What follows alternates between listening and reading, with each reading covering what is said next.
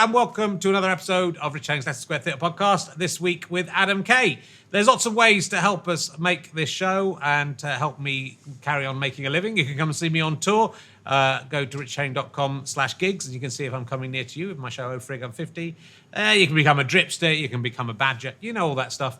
You can go to Bulb and sign up and change your electricity company and we'll get £50 each for that one. Or you can get some free beer and we'll get £5 if you sign up for this with Beer 52. You get 8 craft beers delivered to you if you sign up for this, and all you have to do is pay £5.95 delivery. So that is still less than £1 a beer, and you know that can't be bad. You can, if you don't like it, you can stop straight away. There's no catch; they won't trick you. It's a monthly beer club. They send you 8 craft beers to your house every month. You get a magazine, you get a snack, and you can judge your beers. You can contrast them. You can select what kind of beers you get within all of that. Go to www.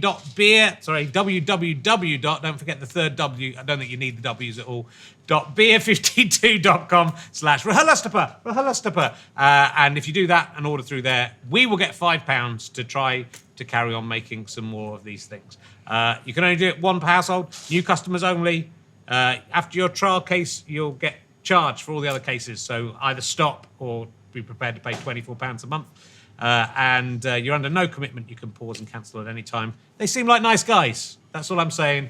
And there's all different kinds of beer. There's a sweet stout. I had that one the other day. It was nice. Okay. Hope you enjoy this week's. We'll stop doing the adverts soon. We're just giving it a try. It's Richard Hayes' Leicester Square Theatre podcast.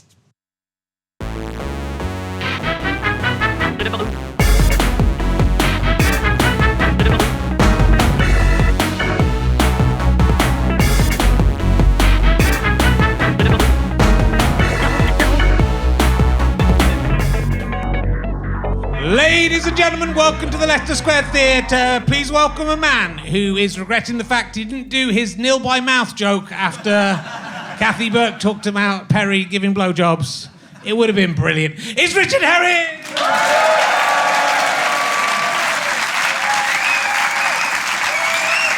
Yo, yo! Hello, welcome to Rich Hang's Leicester Square Theatre podcast. I was hanging around with the kids from the Belfast Why Don't You gang, and they call it the Rhylotapa. That's what they call it. That was a Belfast accent there. Rhylotapa. That's how you do Belfast. Well, the show I've sponsored by Beer 52, I think, and there's a young lady I gave a free beer to in the audience. I gave it to you, and then you've passed it over, haven't you? You driving? Oh, we can have one, mate. Do you live in the countryside? Yeah, you can drive. You're allowed to drink out there. It's fine. What do you think? What do you think? It's called Partisan. This particular beer. It's quite floral. It's nice. Yeah, good. That. So go to the website. And I get £5 for every time anyone signs up. Hardly worth it, is it? So welcome to the show. It's good beer. I'm drunk after one beer. I'm worried about my drive home. So let's see who we got here. There's some regulars back. This lady over here I don't recognise unless you just had your hair done. What's your name, madam? My name's Karen. Karen? Yeah. Are you from Belfast? No, Glasgow. Similar, isn't it? So I'm like Henry Higgins. What brings you down to London? Me? You've come from Glasgow to see this show? No. You moved down there. No. It's homelessness that's brought you down to London, like all Scottish people. Am I right? Hey, high five, audience. Everyone high five me for that. What? I'm Nottingham, so Oh, you come down from Nottingham to see this? That's not impressive, is it? No.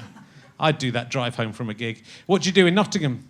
Well, I provide gigs for charities. You provide gigs for charity. Don't make it look like you're good. I provide gigs for charities. Are they charities that support racism and anti-disablism? No. No, I get people to walk on fire and broken glass. Well, you get people to walk on fire and broken glass, then they get disabled doing that, and then you raise money for... Well, that's very good. Thank you for coming to see the show. and keep up your charitable deeds. Better than you, innit, David, making nuclear bombs. Do good things for people. Anyway, we're going to crack straight on because I'm giddy from the tiredness of having too many children. I'm compared to the last series, I feel so alive, I can't tell you. Don't have children, or if you have them, just wait till they're 4 months old before you hang around with them. That is my advice. And talking of having children, my next guest is probably best known as the script associate on 3 episodes of the Very British Problems TV show, based on the Twitter feed, Very British Problems. And sadly, that is true. He also wrote 1 full episode himself. Please welcome Adam Kay! Thank you very much. How are you doing? I'm all right, yeah. Good. Oh. Did you like the chairs? We didn't talk enough about the chairs in the first episode of the podcast. Well, you weren't filming it, so... No, exactly. They're nice chairs, aren't they? They're very good. Are they comfy? Yeah, but they're made.com, so they'll collapse in 2 months. Okay. They were going to sponsor us and everything. You've ruined everything. Would you like a beer? There's you can have... I've drunk the Cress one, because I love Cress. There's a smoked dry ale. You're going for sweet stout, which I had at home. That's nice. It is a stout-based drink. Nice? I'm going with actively bad. Do sign up for those beers. I kind of warned the guys that would happen. What, do you remember much about the Very British Problems script associate jobs you did? I mean, you do quite a lot of script writing, don't you? So it's hard probably to remember. I do. Yeah, I think it was... I don't think I've got any sort of painful memories of it. No. Sort of same shit, different show. Did you go in to do the work, or could you do it from home? I did it from home. Did you? Yeah, that's better, isn't it? I did that for Batteries Not Included. I was basically that job on the show Batteries Not Included, which was hosted by, I think, Phil Jupitus. I worked quite hard on the first one. So... The good thing about working from home is you just say the number of days you did on it. Yes. Whereas if you go in, it's sort of the lie is more obvious. Unless someone's going to be listening, aren't they? Yes. Very British Problems was excellent. It was excellent. It was an excellent... I love the Twitter feed. Anyway, you've done a lot of different things. You started out... We're going to talk a lot about your fantastic book, This Is Going to Hurt. But you started out as a medical student, and then you left. We'll talk about There was later. sort of 18 years first, Yes. and then I was a medical Okay. student. Well, you were learning, surely, in those 8... Yes, I wasn't just learning medicine for the first Okay. 18, but then I specialised Okay. to just learning about medicine. So, but then you were probably the worst thing on earth. You were a medical student who did comedy reviews. Oh, it was sort of one of the rules. Yeah. You had to do it. It's this tradition that medical students do these shit bad sort of end of year shows, and I sort of that was the first bit of comedy I really did. But then you were good. No, Okay. everyone else was worse, Okay. and that gave me the false confidence to keep going with it a bit. Yeah. So were you doing comedy all the way through when you were training as a doctor? You kind of had time for that. Junior doctors are famously free time Yeah. light. So I did bits and bobs. I sort of had a sort of upside down comedy sort of career, whereby I hadn't really done any gigs. And then I recorded one song that became sort of absurdly downloaded, sort of in the proto YouTube So days. was this the going underground? Yeah, the sort of sweary tirade about the tube that used the word cunt, so was popular. Yes. And which meant that when I wanted to do gigs, there was sort of an audience of people who would be like, oh, maybe if I come to that, he'll do that song. Yeah. It was my creep.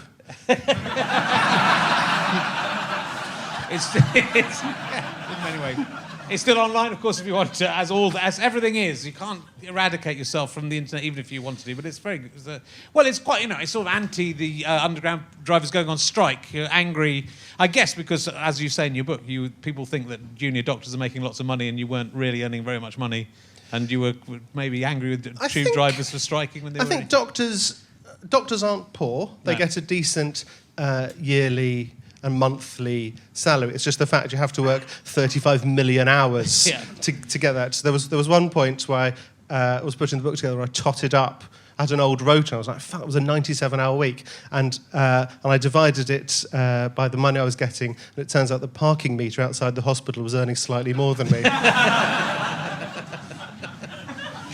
It was a good parking meter, that one, though. That was excellent. It did its job excellently. We'll talk about becoming a doctor. This book is very interesting because you obviously kept a diary during your time as a junior doctor, which was very fortunately, I guess. Because in retrospect, it was a great financial decision. It was. But it's...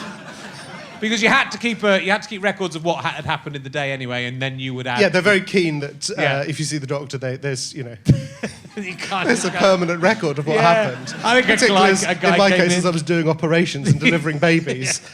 So you have to do that. Yeah. And then also that you're encouraged to keep... You have to do a log, so at the end of your year for your MOT, when you check you can progress up, I did 320 cesareans or whatever. And also, if anything bad happens, you have to, write about that so you can reflect and learn. I also, I guess the frustrated writer in me, went up to my on-call room and wrote down all the weird shit that happened to me. Yeah. Like a medical Anne Frank. With worse accommodation. But they're very good stories. So it's because it's the little vignettes. So it's a diary. They're often just like it's a little jokey thing where someone's come in and not understood how to put a condom on, for example, or there's. Yes, I'm not short of revolting stories, if that's what we're going for. But I've got a few friends who are doctors, and they usually have a story or two about someone coming in with their intestines in a bag or that sort of thing. Ooh. But you have a lot of stories. Yeah, I mean, I guess I overrepresented the sort of objects in orifices and things. Yeah. There were a lot of patients who I didn't talk about, and it was sort of, had a headache or something. I think my editor was very pleased. That's for book 2. That's book 2, the turnips from the tip that I left out. But yeah, so I wanted it to be...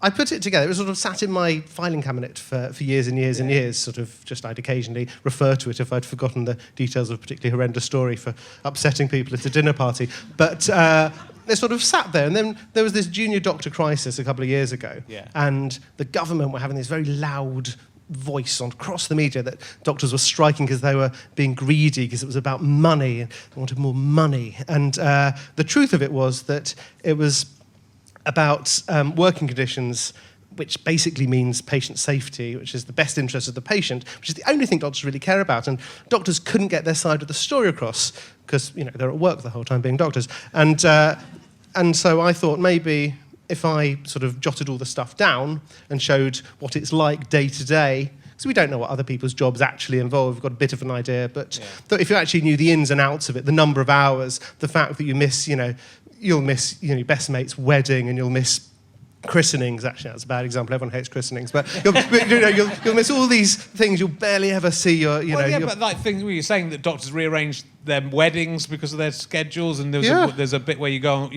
got a holiday booked, and then you find out you've got to work in the middle week of the holidays. So rotas are constantly changing. And a friend of mine, on the morning of her own wedding, the only way she could get the timetable to work is that if she did morning clinic in full wedding hair and makeup. And it sounds absolutely absurd. But you don't have any. There's no slack in the system. Yeah. There's no slack in the system to change that. There's no slack in the system if someone starts bleeding out when you're meant to be going home. So you technically have a choice if you go home or help the person who's in the middle of dying. But if that was ever a choice for you, you'd never have gone to medical school in the first place. So you're constantly late from work. You're 3 hours late, day after day after day. And then your friends stop inviting you out to things because you're the guy who always does that. So it's destructive in lots of interesting ways, which is, you sign up for that. You get it's not going to be an easy job, which is fine. But when your employers are going on the Today programme and saying, "Oh, it's so lazy," that's when it's sort of great. Well, it's.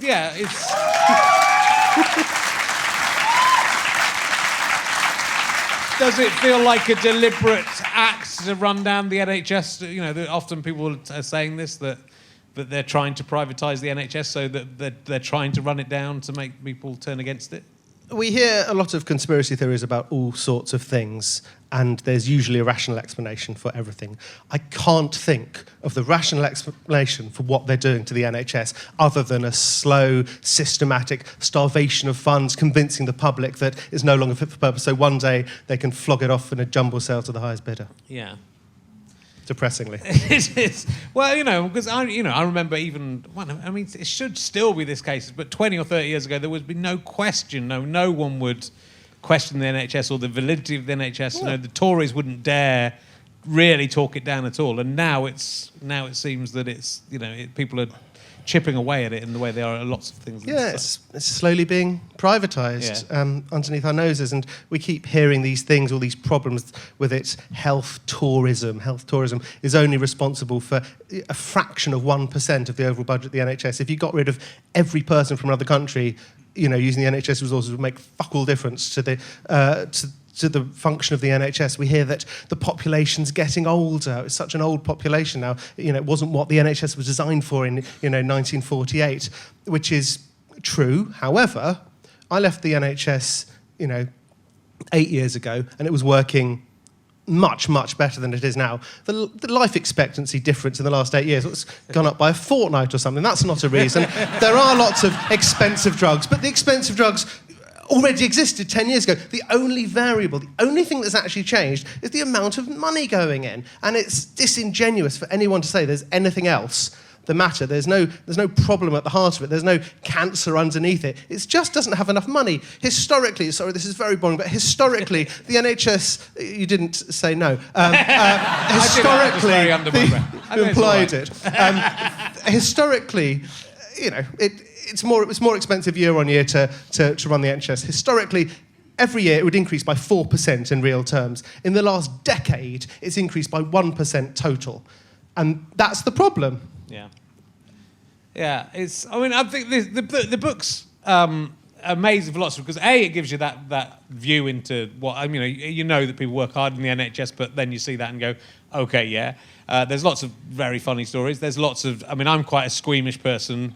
There's a lot of quite nasty stuff in there. just that's, funny nasty.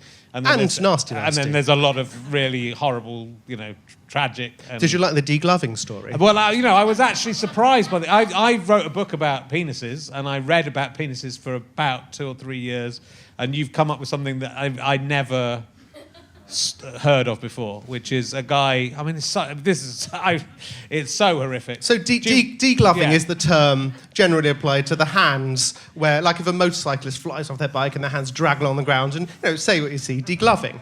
And this was a gentleman who was aged 18 and had just had his A-level results, 3 Cs, and was celebrating by dancing on the roof of a bus shelter. I think he'd been drinking before, and then decided to get back to ground level using a neighbouring lamppost. It was like a fireman's pole, but he'd misjudged the texture of the lamppost, and it was more of a gritty slump to the ground than he'd imagined it would be, and presented to me when I worked in a urology department, a penis department, with a degloved penis. It's worse when it's said out loud than when you read it, I have to say. It's actually worse when you see it. I'd imagine the worst of all, I think, is probably when it happens to you. And it's cheese grated off your body.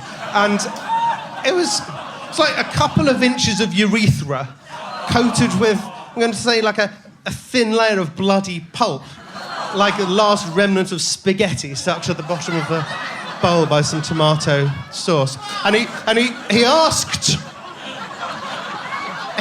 if the penis could be regloved. And the consultant explained that the glove was spread evenly up 8 foot of lamppost in Fulham. It's a very tragic story. And so it doesn't repair. There's no proper repair for that, is there? I've never... No, you're thinking of, like, octopuses that regenerate themselves. Well, most things grow back. A ham hand grows back, doesn't it? Of course it does. But, no, he'll be able to do those boxes of wine with the tap? I think they'd put one of those in for pissing, but for the other penis function, I think that's pretty much game over. So that's, That's a very tragic... Well, it's interesting, this book, because I think you had to stop being a doctor because you were too nice and too affected by everything. But you also have this... I think you have to have, as a doctor, when the things you witness, you have to have this sense of humour that is quite brutal, right? You need to survive. If you take everything to heart that happens, because by the nature of illness, more bad things happen than good. If you take everything to heart, you drive yourself mad. And so you look for the glimmers of light amongst the dark. And that's why the book is predominantly funny, because that's the stuff that I wrote down to stay sane. But you have to have also, I guess, an emotional exoskeleton so that stuff can bounce off you. And mine wasn't strong enough. Mine had a limit. I worked on labour wards where, you're delivering babies. You end up with more patients than you start with, which is a very good batting average for any aspect of medicine. And all you want to end up with is a healthy mum and a healthy baby. And when you end up with neither of those things, and you're the most senior person working there, and even though it's not your fault because no one else could have done anything differently, when you're the person left, holding the ball and you couldn't sort it out, even though that's part of the job, just turns out that the 18-year-old me who, turned up to medical school, wasn't able to deal with it. No. Well, I'm not surprised. I mean, that is near the end of the book, and obviously explains why... Oh, sorry, I've spoiled the ending. Ruined the end. But you watched Titanic and you knew what happened there. But, that's where it hits home. But there's lots of things where there's a bit where you're talking about a patient that you really liked, and then you want to go to a funeral when she dies, of old age, more or less, really. Not anything that's your fault. And that you're not supposed to go to the funeral because of keeping that distance, that emotional distance. It's a survival, an unhelpful, I think, survival tactic that's been taught from doctor to doctor to doctor and is perpetuated. I think we should be talking about our bad days at work. Mm-hmm. But doctors, it's just, come on, mustn't let it get you down. Just accept that this happens. But... not everyone can just get on with it. I can't imagine. There's things you talk about, and honestly, it is as well as it being a political book and having these serious moments. It's a very, very laugh out loud, funny book, all the way through. It's really that's why it works as a book, because there's so many different aspects to it. But the things that you're talking about as a doctor, with miscarriages. And the things you have to do after someone's miscarried that I would never have thought of. And as a parent, my mind is full of all these terrible things. As when your wife's pregnant, you're thinking of all the worst that could happen, but you don't even think of how bad that is. You don't. Why would you? You don't. No one thinks in detail about what someone else's job is, and not every stork has a happy landing, as it were. And when people do have stillbirth, someone does have to, take tissue samples, and that was just, for the first dozen or so times, I literally couldn't look as I was putting a scalpel into a dead baby, the size of a baby that should have been alive. Just it's really tricky, and you apply to medical school because for shit reasons, because it's because your parents are doctors, which was the case with me, or you quite like Holby or something like that. Or you want to cure cancer, which is fine, but that's not what doctors do. That's scientists. So you've applied for one of three faulty reasons, and everyone, if your kids said they were going to be doctors, you sort of generally... People are very encouraging. Oh, amazing, medical school, great, vocation, doing a good thing. And it is an amazing job, but they don't check that, they don't even check you're going to be okay with the sight of blood, let alone how you're actually going to deal with, death and disease and breaking bad news, and from day one. Yeah. And I also think that obviously hospital is a very interesting place in terms of understanding life, right? Because you sort of see... it's weird that people are born and die in the same place. That's kind of a weird thing anyway. But you see the reality of birth, you see the reality of death, which again, and you talk about your first death that you encounter, and it's, you're kind of, I think you imagine your own death and hoping, this will be peaceful and I'll slip away, and that's not really, occasionally death is like that, but it's not. It can be. The first death that I was witness to as a doctor was more like a sort of avant-garde episode of Changing Rooms, where a man was redecorating an entire ward with blood out of his mouth. I was just like, oh, God, what do you do with that? Has he got a stopcock? Float some basil in it and call it gazpacho? I mean, it's not... I'm making light of it because that's my natural go-to thing from being a doctor. But my registrar, the senior doctor who was above me at the time, I was very junior, was trying to put this ghastly contraption down this man's throat to sort of compress the blood vessels that were bleeding, which didn't work. And it was just, we were covered in blood head to toe, and it was just like he said to me, do you want to get a cigarette? And I was like, yeah, and I'd never smoked before, but it seemed to be the only possible answer of what to do after that. Yeah, because you think your own death will be even if you're an atheist, think it'll be a spiritual or holy experience, but obviously, a lot of times it goes out in this awful. Yeah, no. Well, it's the human body's. As a doctor, you're seeing the human body malfunction and decay, which is kind of a weird thing. So you see birth, you see death, and you worked in sexual health as well, didn't you? And I did, yes. And so you see all that side of life. As lunatics, well. Yeah. And I think you get an idea. When I have occasionally contracted sexually transmitted diseases. I'm sure you'll be surprised to hear, as a comedian, that has happened to me. I don't know how it's happened.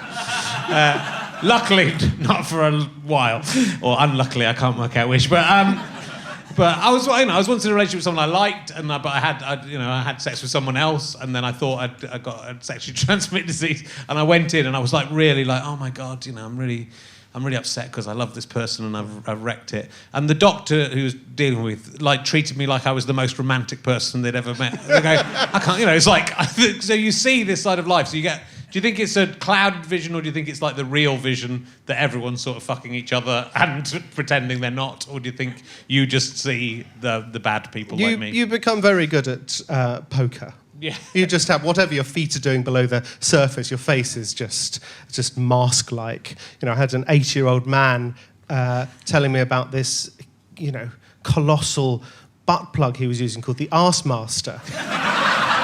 And you just have to smile and say, what size of Arse Master? And jot it down and then write it down and print it. But it's sort of... You get good poker face for the crazy stuff people do, but also the sort of idiocy, like also in sexual health. I had a girl wanting a morning after pill, and she told me that she slept with 3 guys the night before and wondered if 1 pill would be enough. Yes, it is. The audience didn't seem sure. Good to know for the future. It is. There's the thing, the Eiffel syndrome that you. Eiffel, yes, as in the tower. It's patients say this a lot. I fell, doctor, I fell. But your job. We know that you didn't. Why are you lying to the person who's the expert, who knows that you... There was one time, I think this made it into the book, a lot of stuff got cut by my editor because it was called, she would say, it's tonally adrift, which means too straight up repulsive. I think this was in, it was the only... convincing story a patient had told me, which was about some sort of awkward sofa sitting down and a remote control. And I was like, yeah, could have happened. And then we took him to theatre and dragged it out, and he had a condom on it. So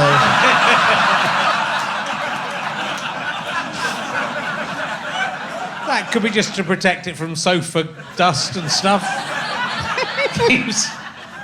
Yes, you're very charitable. It keeps your knobs clean. Yeah, so there's those kind of fun, the idiocy of. It's sort of weird that people feel embarrassed to tell doctors the truth about that stuff, isn't it? No, I think I'd probably lie as well. Would you? Yeah, if it actually came down to it.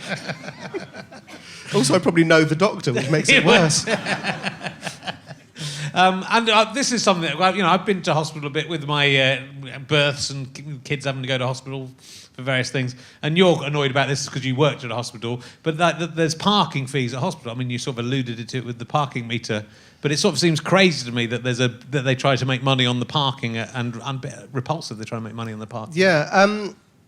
Something that a lot of people don't realise about junior doctors is you're moved around the country every 6 months or year. And the country is divided up into what's called deaneries, and you're sort of randomly sort of moved around these deaneries, which makes sense. You work in big hospitals and small hospitals, one of the ones that are expert in this and that. And this would make sense perfectly were it not for the size of the deaneries. For example, one was called Scotland.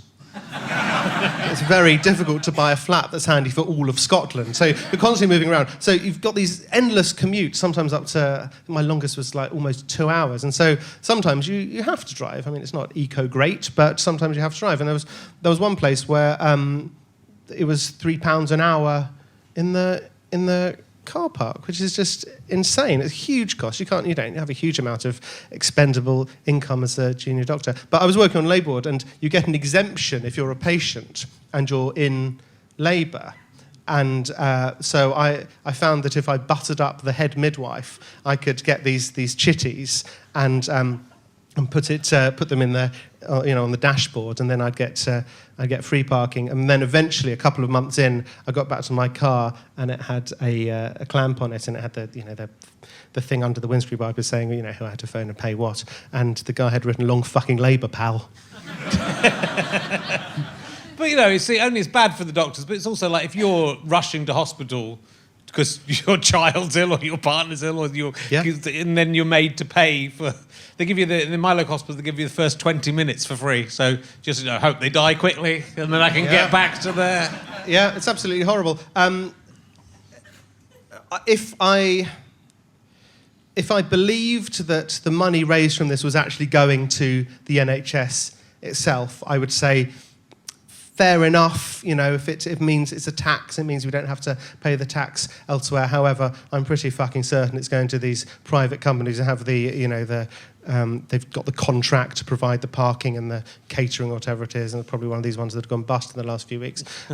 It's criminal. Scotland can make it free parking, free prescriptions. Wales can as well, but England can't. But I'd be lying if I thought that was the biggest problem the NHS was facing, or where the money should be spent. Fair enough. Yes, fair enough. But it's annoying for me. It is. But you also talk about the difference in the last few years. The difference between we had our two kids in the same hospital, the Chelsea and Westminster, which is a nice hospital. They film sliding doors, the lift scene in there. The difference was incredible, and it might just been we were lucky the first time there weren't many kids being born, and the second time there were lots of kids being born. But my son, I nearly had to deliver my son myself. There was literally nobody in maternity, and they were trying to put my wife off. My wife saying, "I think I'm having contractions." They go, "No, you're not. We're not. Can you check?" "No, we're not going to check," because they knew if they checked and she was dilated enough, they would have to go downstairs to a maternity ward. Go to the ward, not go downstairs.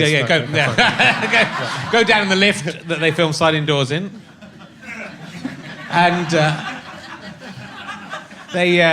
and when we got to she was basically crowning, so they rushed they rushed her into the lift, and then we couldn't go down in the lift that they filmed sliding doors in because it was further up the corridor, if I'm honest. And also there was only one midwife, and they couldn't have go in the lift in case she had the baby in the lift, so we had to wait. So it was like this really weird. But the first time we had about 4 or 5 hours in the delivery room after the baby was born and then this one. We basically had it in a corridor, and then we whisked to another room. They said we could stay in here for 2 hours. And then they said, "Oh, we need this room," and then we had to go back up to the upstairs. So it could have been that we just had a bad luck the second time. Yeah, but also it probably would have been fine because you were in a hospital. Well, but there was no one there. Literally, there was no one there. I was walking around the corridors, and I knew, and I was, no one thinks how bad it is for the man, and that's what. My wife had a bed. We were there for 2 days. She had a bed. I was sitting in a chair. It wasn't meant for a maid. It was at the moment, at least put comfortable chairs in there that men can try and sleep on. And I once got emergency call to a room where sort of all the sirens went off, and I rushed in, and one of the husbands had been dicking around on the birthing ball and had fallen backwards and smacked his head open. So watch it. I can't say which hospitals I worked in for legal reasons because it's sort of in case people are identifiable. So they've all been anonymised in the book.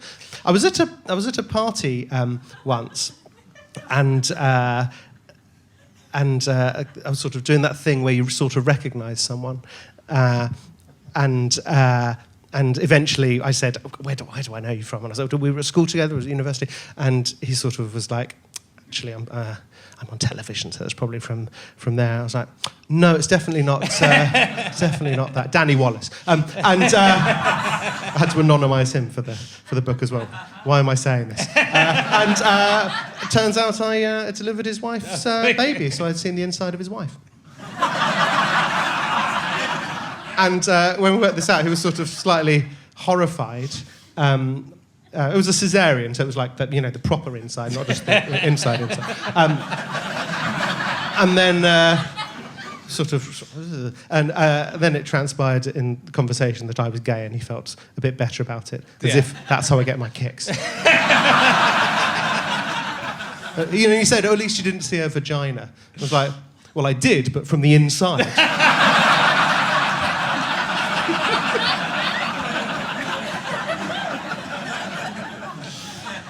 Good. Well, I should ask you, seeing you've said, I don't think I want to ask this question, but you did say there's things that your editor found were too distasteful to go into the book. What the fuck were they?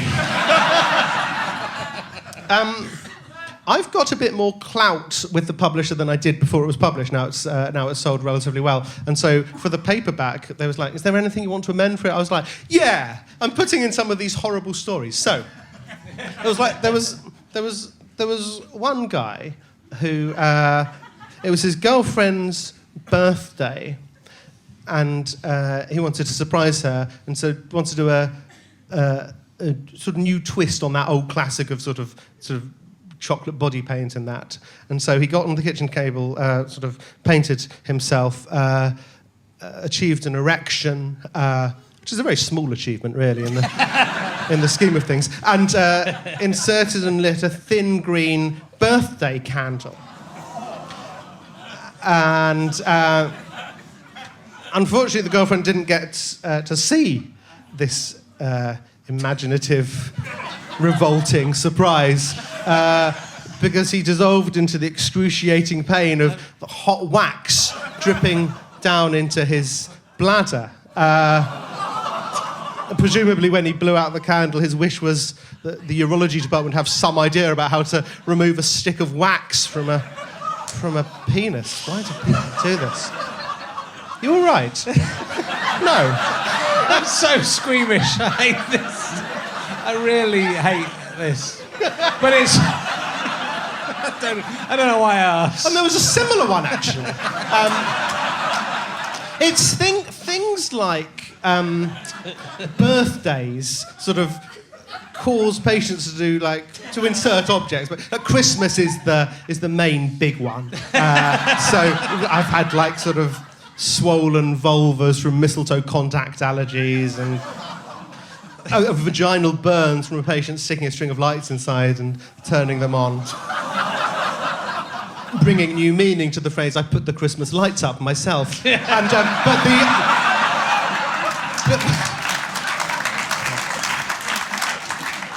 but the particularly memorable one was February the 29th, where, the old-fashioned rule dictates that the woman can propose to the man, and this woman decided what she would do is put an engagement ring inside a Kinder Surprise egg and put the Kinder Surprise vaginally. And then her partner would, discover it and fish it out and then, propose. Can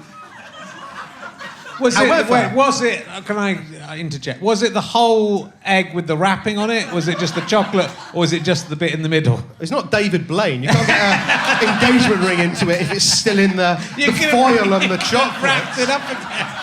It could have done, yeah. No, it was just the plastic. It was just in the yellow plus when I saw it mucus. But this egg had somehow rotated itself lengthwise inside, and no amount of sugarling would get the golden goose to lay. But so they eventually came to hospital, and neither had she told the partner about it nor me. So I sort of grabbed this thing out with some sponge-holding forceps, and then she asked me if her partner could open it. So sort of poker-faced it, yeah, sure.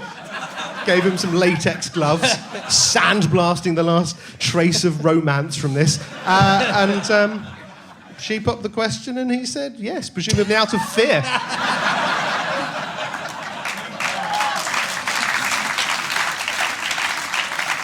See, if it had been me, I'd have thought my wife had found the last crazy croco that I didn't have. And I'd be disappointed to find out I had to marry her instead of getting Marilyn Croco. They were the best, right? The crazy crocos. You remember them, mate, don't you? Yeah, you remember it. Good. Now I do feel quite sick. Let's move on to talk about something. I'm so squeamish. I think, it's a lovely, charming, amazing, interesting book, and it's done incredibly well, hasn't it, as well? Not that I need to big it up, because you've been in the bestseller list for like 13 weeks or something, haven't you? And I mean, this will go out later. It'll be, let's say, 18 by then. Yeah. And once this has gone out, it'll be back right up to the top, mate. You watch this happen. Do buy it, but if you've got a strong stomach, and not if you're about to have a child. But I actually met you nearly met you in Edinburgh. We were on a radio show together, so we looked at each other and talked to each other across the Nicholas Parsons or whatever it was. Whoever it was.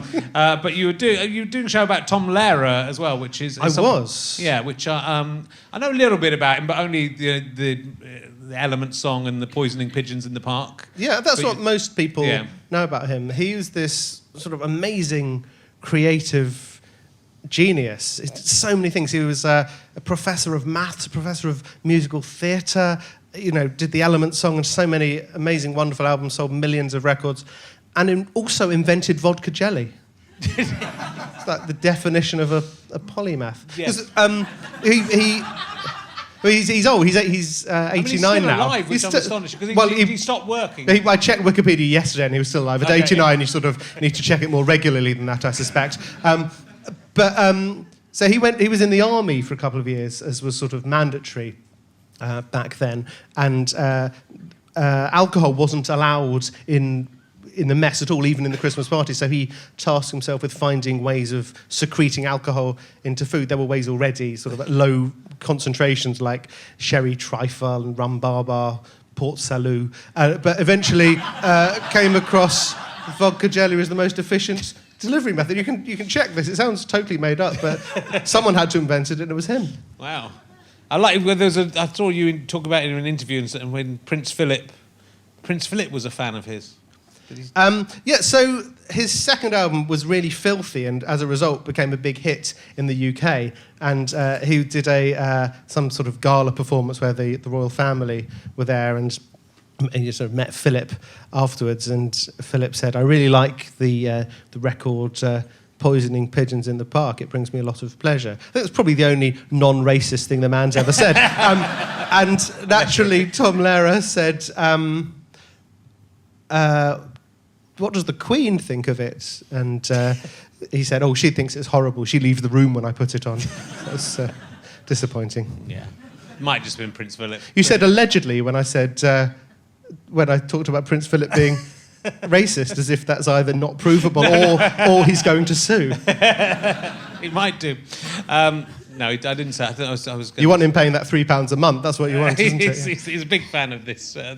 So have you done a show of Tom Lehrer songs? Is that what you would? Yeah. So I've been a huge fan of his music since childbirth, and used to listen to the cassettes in the car on the way to school and things. And he's the father of musical comedy, and I thought I should resuscitate some of the songs. Some needed a bit of.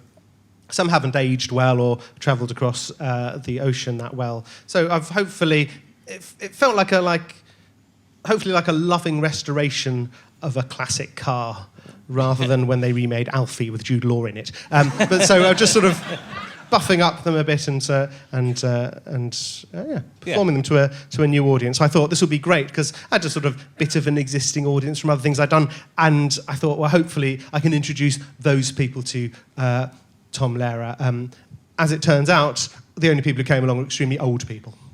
And which was a sort of financial disaster because we were selling out the shows and everyone was a concession. And is it true you played Prince Harry's... not that I want to dwell on the royal family, and we'll get on to Prince Andrew later, but you played Prince Harry's 30th birthday party. I did. I've not been booked for the wedding yet, but I'm checking my email. I got a sort of weird booking. We said, we can't tell you what it is, but a car will pick you up at this time. And I spoke to someone else who'd been booked by the same guy before. I said, what could this be? And she said, well, I once got one of these, and it was an Elton John party, and all the guests were naked. And and so I said, I'm not doing this gig. And then he said, oh, I can't really tell you, but it's Prince Harry's 30th. And I was like, okay, what's the Nazi dress code? And so it was weird. It was in the throne room of St James's Palace, right? Which is, I don't know if you played it before, but it's quite. It's not a big room. There's this like a couple of dozen toffs sat there, and I just did a. It was me and Ellie Goulding, so there's we don't gig a lot together, but she opened, I closed, and I sort of it was going fine. They were sort of basically hooray Henrys, and they just liked hearing swearing, so I treated it a bit like a stag do and just sort of did that. And then I ended with the that London Underground song we talked about before, which generally is fine. It's sort of fairly bankable way to close a gig. None of these people were aware of this subterranean network of trains under the camera. They were just staring at me.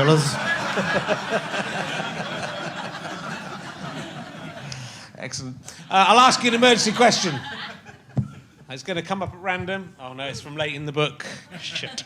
The first one I've seen is, would you like to taste my special porridge? That's my emergency question to you. I make very nice porridge. I think that's what that's about. Yes. What's the magic ingredient? It's blueberries. Oh, yeah, OK. Yeah. Good. Yeah, glad I went for that. Right, let me see what we've got. It's quite interesting looking at these later ones that I wrote at the last minute when I had to fulfil the Kickstarter pledge. We've all been on a publishing deadline. Have you ever met a shepherd?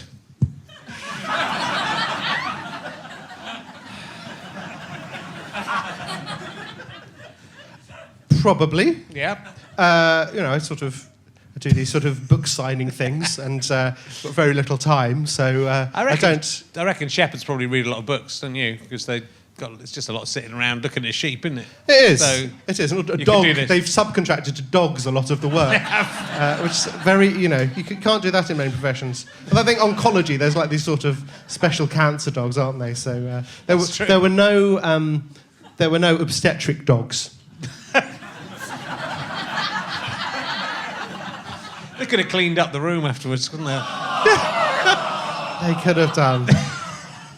I had one woman only one in however many thousand babies I lived, who insisted on eating the placenta, and there wasn't any protocol in the hospital for it. She said she called it placentophagia, which is Greek for eating a placenta, as if that makes it sound more like normal.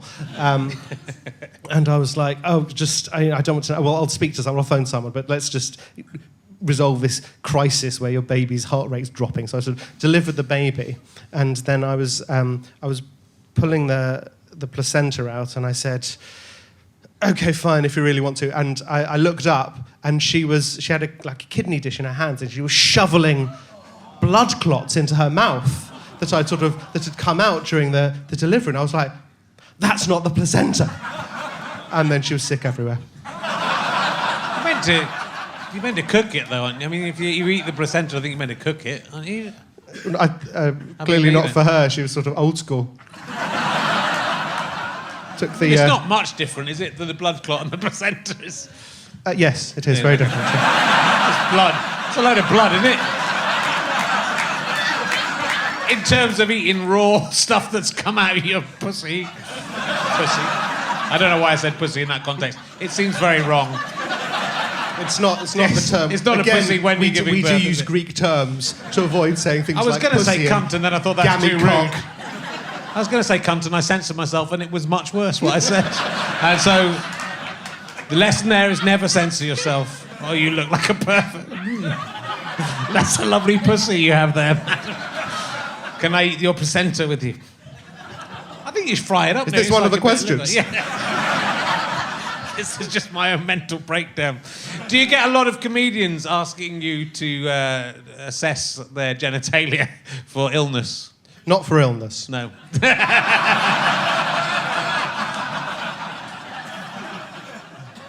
So you still get the thing where people ask you medical questions. That's sort of fine, a bit annoying. Generally, I just say, I've not been a doctor for 8 years, and during which time I've been predominantly drunk. And but for things like fertility issues and pregnancy stuff, I'm more than happy to help. That's sort of fine. Worse is now I work in scripted comedy, being sent people's fucking scripts. Man alive, don't. And but even worse, now I'm technically an author. These scripts are only like 30 pages long. People are sending me 400-page Word documents. Of course I'm not going to read that. How do you reply to that email? I just have a policy where I say I won't read anything that anyone sends me, which is correct, because A, it's not our job, B, I can't really help anyone with anything. You can't get your own stuff made. Yeah, I can't, exactly. I've had to print this up myself, mate. This is just, I paid some Welsh blokes to hold a camera.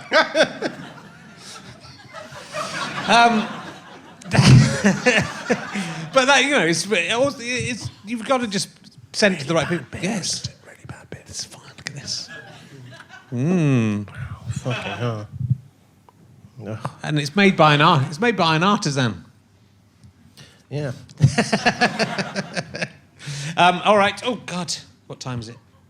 I don't know what time we started. It feels like we've done enough. I don't want to tell you how to do your job, started. but they're certainly giving all the clues of. No, we're gonna. It's the end of the evening. We're gonna push through. We used to do like an hour and a half with everyone, and then we'd start doing 2 in a night, and now it turns out to an hour. But the 90-minute ones were always much better because it would hit this awkward lull. Yeah.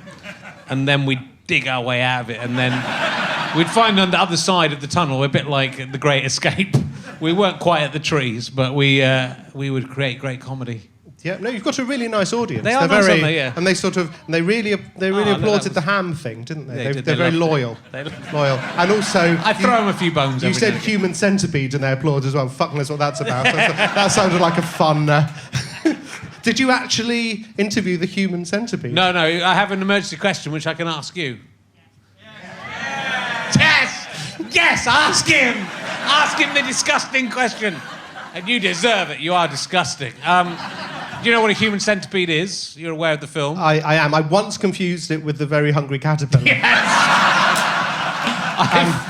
And I don't think my nephew's family have ever really forgiven me. But no, I definitely know what the human centipede is. The question is, I don't even have to read it off the page. I know it off by heart. Okay. That's how good it is.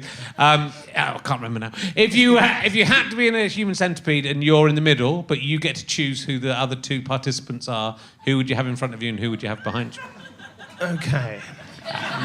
Would one of them be delivering their placenta into your mouth as well? Sort of taking up the rear. Yeah.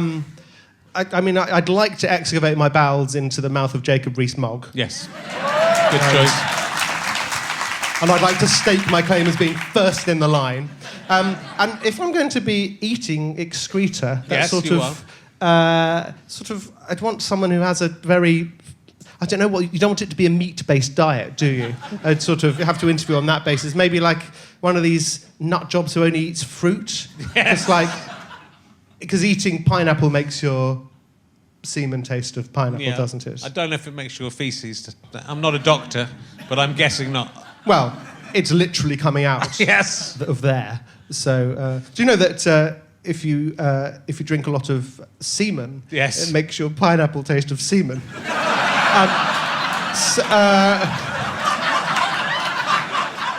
So I'm going to go. I'm going to go Gillian McKeith because she's probably very mindful of what she's ingesting.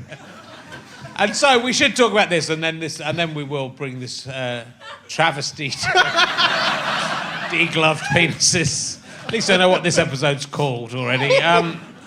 Lots of people have been. This is a genius idea for a book because basically half of your sales are people buying one to send to Jeremy Hunt. So that's why it stayed in the book. And you've actually he finally wanted to meet you to talk about it. Is that correct? He did, and good for him. Loads of people, were saying, "Can you sign a second book to Jeremy Hunt?" I was like, "Yeah, gladly." And eventually, he sent a letter to me via the publisher saying, "If you come and meet me, will people stop sending me this fucking book?" And so I met him, and I was impressed. But he didn't have to meet me. It was a very big thing of him to do, and he was just a cunt.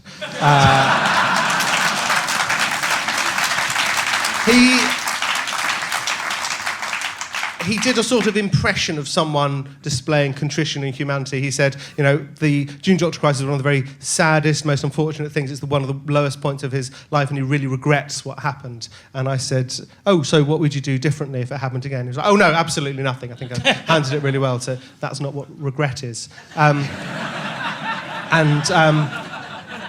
asked him if he would ever take a job in a private healthcare company in the future, and he didn't answer the question. And then he sort of started snapping at me, and then the civil servant who was in the room started texting someone, and then someone came in and said, "I think, Mr. Hunt, your next person's here," and sort of got dragged out of it. But and I felt he said to me, "This is an interrogation. This is not why I invited you in. I wanted a nice chat. You've been difficult, and I thought it would be nice." And I thought you'd say, "What a great job you're doing. Yeah. I'll take the book off the shelves." I suspect that was what he wanted to happen. Yeah. And I said, "I apologise if I came across nicer on paper than I do in real life." And he said, "Oh no, I think you've been quite consistent." And that was that. What a sassy little bitch. He should just start selling the book out of his garage. He must have like 1,000 copies of it. He could undercut you and... I suspect he doesn't need the money. Maybe. He sold his company the money, for tens of millions. Keep taking it. That's what the Tories are all about. They keep going. Well, look, it's been terrific talking to you. I cannot recommend your book enough, and I will not. Bless you. Thank you so much. And you're on tour as well. You're touring the show based on the inevitably, World Book Tours, yeah. And it's coming out in paperback. It's coming out in paperback, and they're forcing me to go to places like Dorking and talk about it. But and I dare say I've agreed. I was in Dorking just the other day on my tour. Do come along. And ladies and gentlemen, please give a massive round of applause to Adam Kay. Thank you very much. Thank you. We're back next week. It's sold out. Oh, Brian Blessed's on soon, isn't he? Can't believe I didn't mention that. All right, thank you very much. Goodbye.